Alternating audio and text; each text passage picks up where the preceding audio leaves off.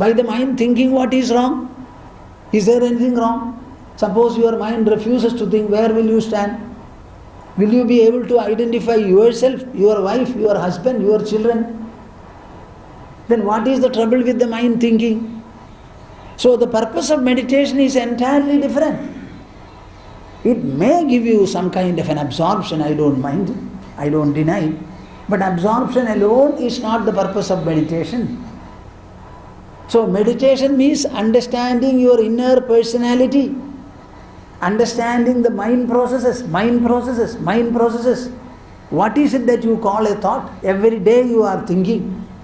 So go into the mind and find out what is thought in me, what is the thinking process in me, what is it that you refer to as thought.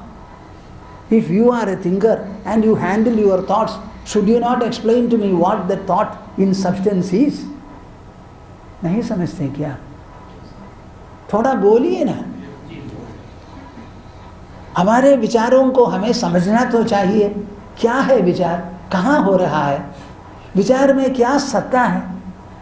हम बोलते हैं मन विचार करता है. यहाँ मन एक है और विचार दूसरा है क्या? जो मन है वही है मनन भी. यहाँ सत्य क्या है? इसको समझ लीजिए. Don't become a fool in meditation. This is not meditation. Meditation is a process to understand your inner personality. You should know everything about your mind, about your intelligence. The whole working process you must be able to know, because nobody else can research into it. Vivekino brahmavidas samadhau samahidah siddhimupaidi samyag. When you are able to remain absorbed in your own inner introspection and the mind processes become very clear to you by virtue of your sit like this, focused on your own within and the inner processes. Samahidah siddhimupaidi samyag. If you are able to remain in a place, closing your eyes, without any movement of your body, no action, no interaction physically, close your eyes and sit, remain. If you are able to remain like this, restraining your senses, disallowing interactions and actions, even for 2 or 3 minutes, it is far greater than thousands of years of hardcore austerity. Thousands of years of hardcore austerity. Many people are asking, what should be done to involve the children in this kind of a spiritual culture? Ask them to close their eyes and sit. Generally they are not able to do it. So we put them to Nama Sankirtana or some Studi or Hanuman Chalisa, etc. All that is required is close the eyes and sit.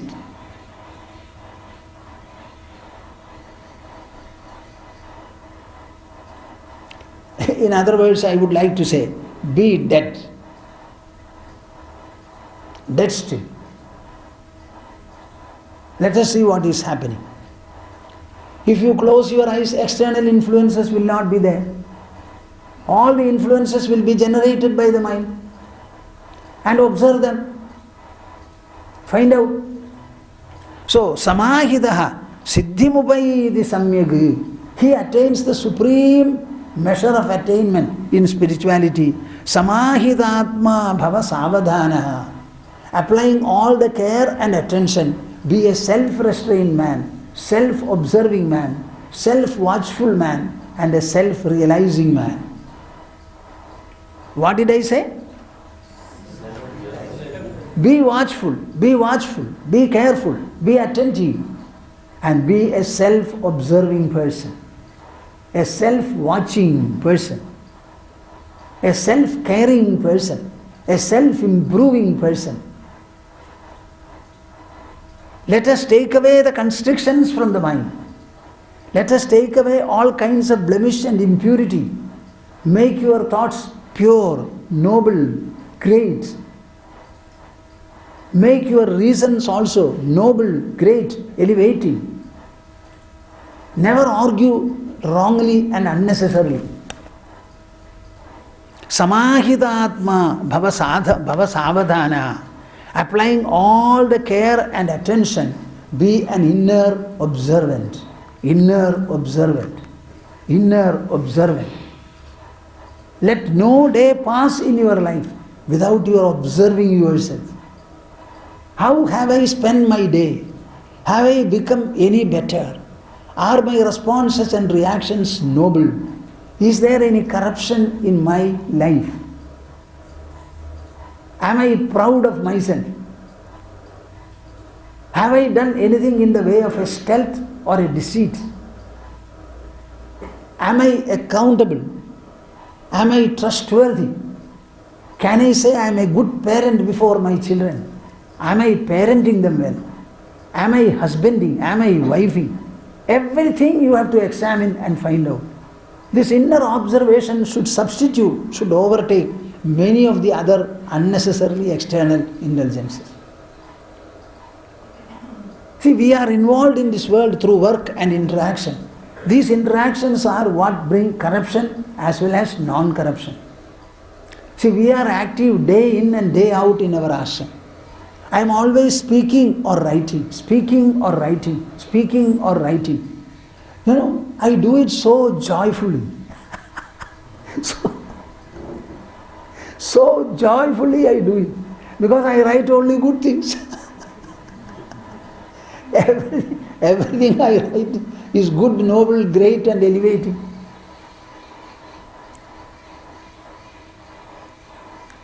All of us are active, but our interactions are spiritual. We are divinizing everything. The letter I read, the articles I read, the books I read, the people whom I meet, who are coming to me. All people come, I ask them, why are you coming? Swamiji, we have come to see you. Just see you, that's all. And prostrate before you and take blessings. Such people come to us. So where is the question of non-spirituality? This is the benefit of sannyasa. Please become sannyasis.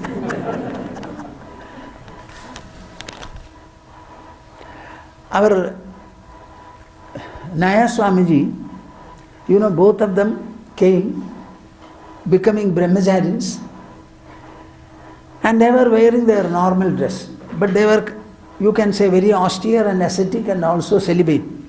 No, they were accompanying me here and there, etc.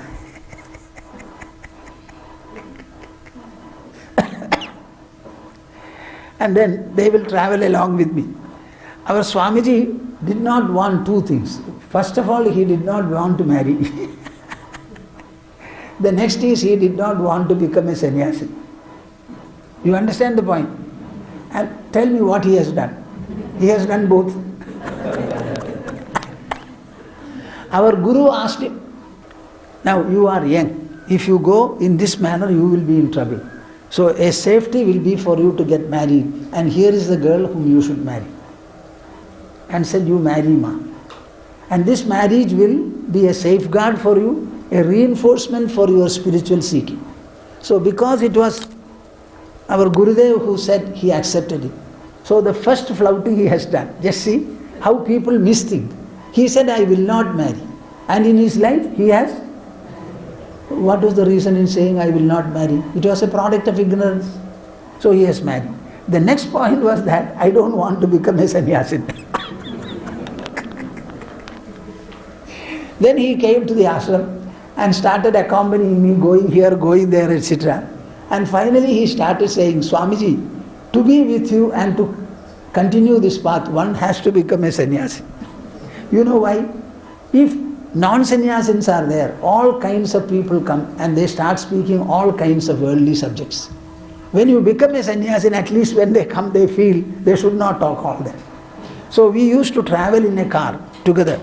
When I am there, nobody will light a cigarette. The moment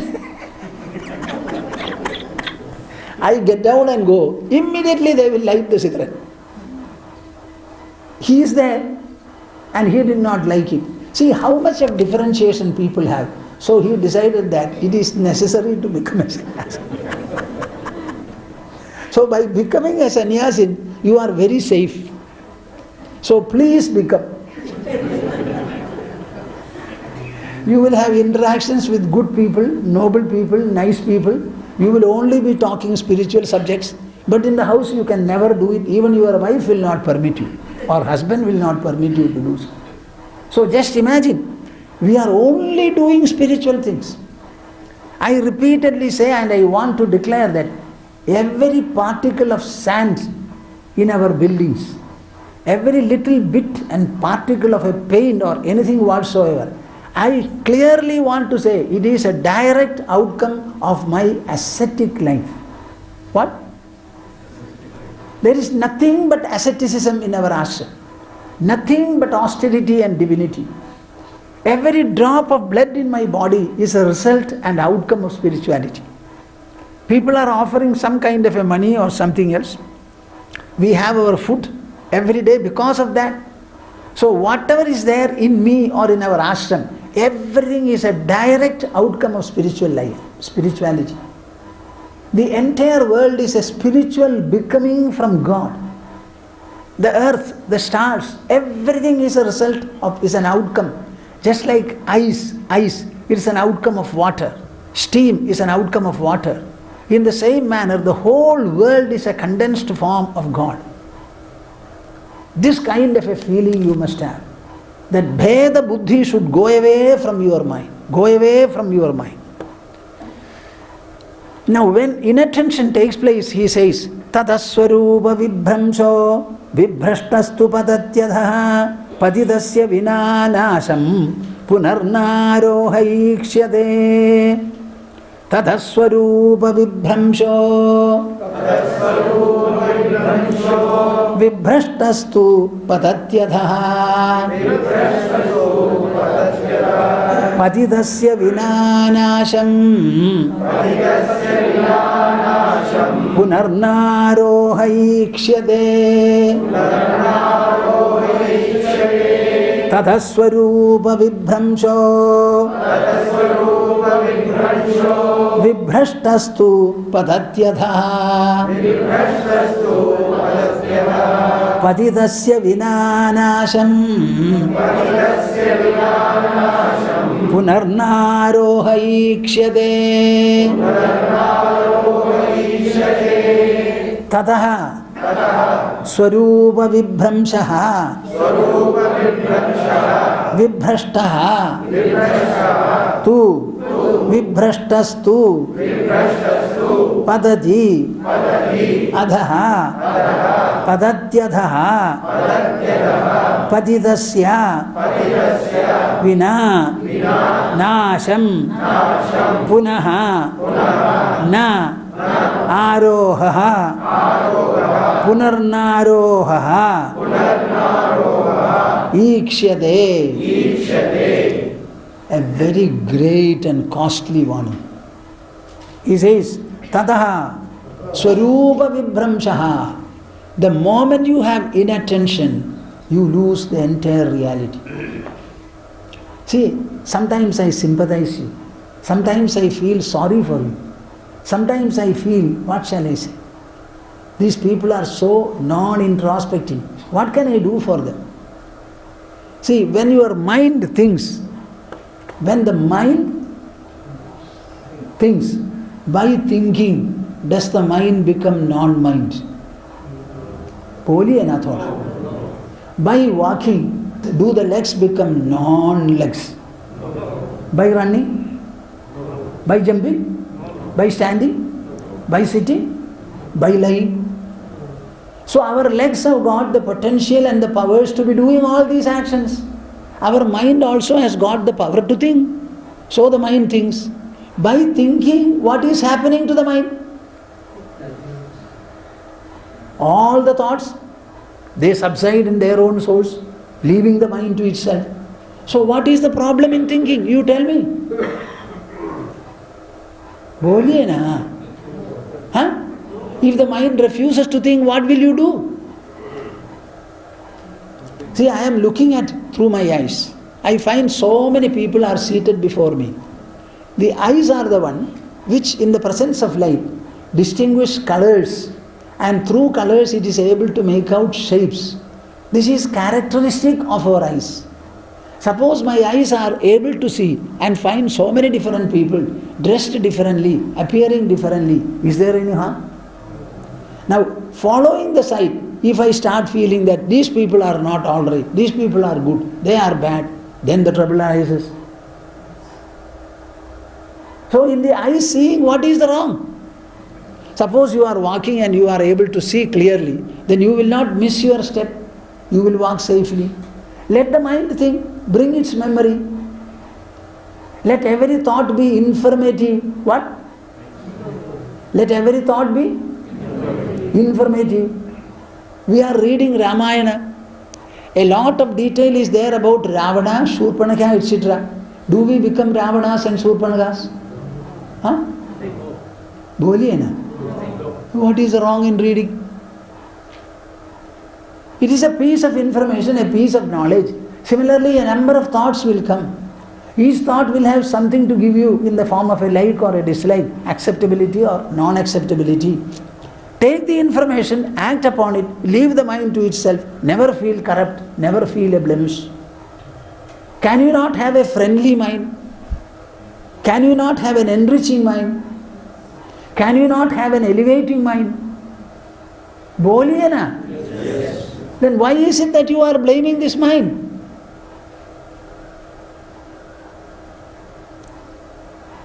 So the moment you start stopping your inner introspection, trying to find out what is the thought, what is thinking, what is the source, what is the mind, what is the intelligence.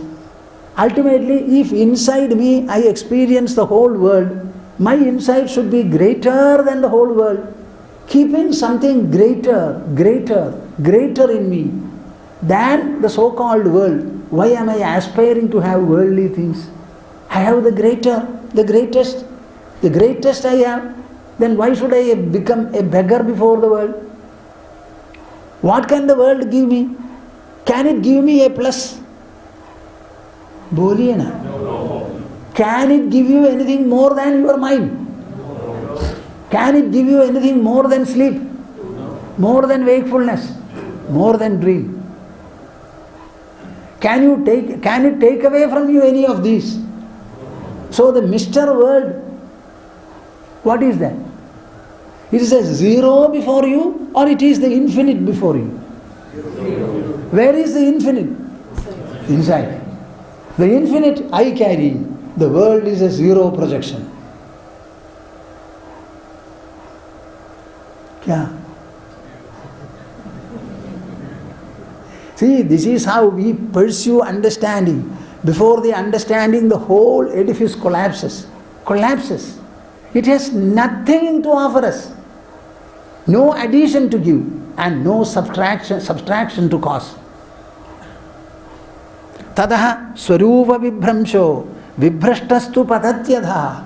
The moment you start stopping, you withdraw your inner introspection, then swarupa vibhramshaha, you get dislodged from your own inner anchor.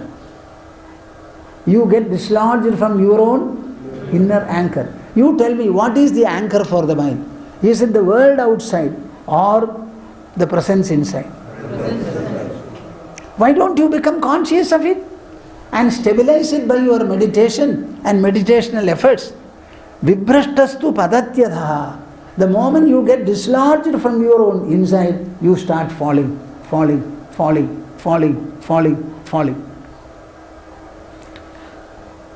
Patidasya vina nasham.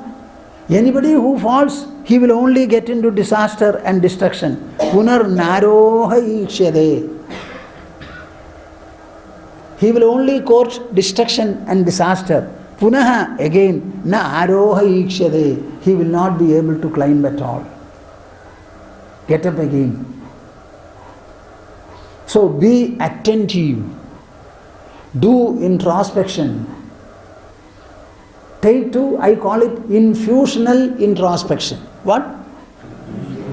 The purpose of the introspection should be to infuse into your own mind and intelligence some of the qualities and refinement, some of the beautifications that we are wanting. We do introspect, but it is not infusional in character. We introspect all right, but we introspect only on other things. We are not infusional in our introspection. The purpose of the introspection should be to instill, infuse or imbue into yourselves qualities, refinement, knowledge and what not. Patidasya vina nasham punar naroha ikshade. That is why Srimad Bhagavata particularly says, a person who has become a sannyasin, if he ever fails and drops sannyasa and goes back to be a householder, it is just like eating the vomited. Vantashi is the word used. Eating the vomited. This sannyasa is such a good life, beautiful life,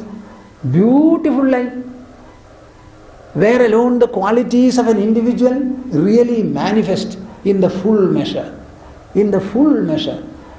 You know, I had my brother Swami, we were brothers by birth, we were brothers also as co-disciples. He was 15 years elder to me. He was a householder. When I took up sannyasa and we made an ashram, etc., after some time, even before that, he said, I am already married, I have 3 children, but the fact remains that subject to this responsibility being fulfilled, I am prepared to travel in this path to a much greater degree than perhaps you imagine me to be capable of. This is what he wrote years back. And true to what he had said, he decided to take up sannyasa. His Srimati also instantly decided to take up sannyasa. Now, recently, Mataji, she also attained Mahasamadhi, so I was writing. I don't know whether you have read it in Vichara Setu. It has already appeared, is it not? Huh? See, I want to clearly say that whatever qualities, that Purushottama Swamiji in his Purvashrama, being born in a typical village, he knew the sufferings of people. He also had some sufferings in his life. So he was very, very compassionate, particularly to the physical sufferings of people. That compassionate nature as a sannyasin grew into very beautiful, vaster dimensions. If he were a householder, he would have been very limited in his expression and range. As a sannyasin, all the qualities started shining to a greater and a greater and a greater measure and magnitude. How they took up sannyasa with 3 children still going to schools and colleges is something to be researched into. You all feel we are householders, bulb holders, householders. Therefore what? Who holds the house? What holds the house? Sadhana is to be done by the mind, by the intelligence. If you have a mind, you should do sadhana. And whatever realization comes to the sannyasin, you must also be able to arrive at. But you have stamped yourself as householders and therefore you are reluctant to take up introspection. That is the problem. Patidasya vinanasham punar naroha ikshade sankalpam varjayet tasmad sarvanarthasya karanam jivato yasya kaivalyam videhe sacha kevalaha yatkinjit pashyato bhedam bhayam bruhude yajushrudihi. Finally he comes back to the point. It is that bheda darshana that causes the havoc. The feeling of differences about existence, about God, about world, about yourself, about the others. Sankalpam varjayet tasmad sarvanarthasya karanam jivato yasya kaivalyam jivato yasya kaivalyam videhe sacha kevalaha yat kinchit pashyato bhedam bhayam brude yajushrudihi bhayam brude yajushrudihi sankalpam varjayed tasmad sarvanarthasya varjayet tasmad सर्वानर्थस्य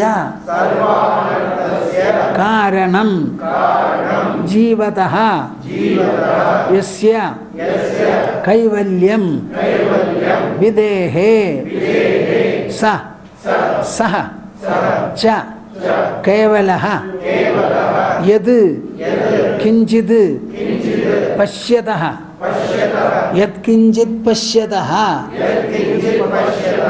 भेदं भयं ब्रूते यजुश्रुतिः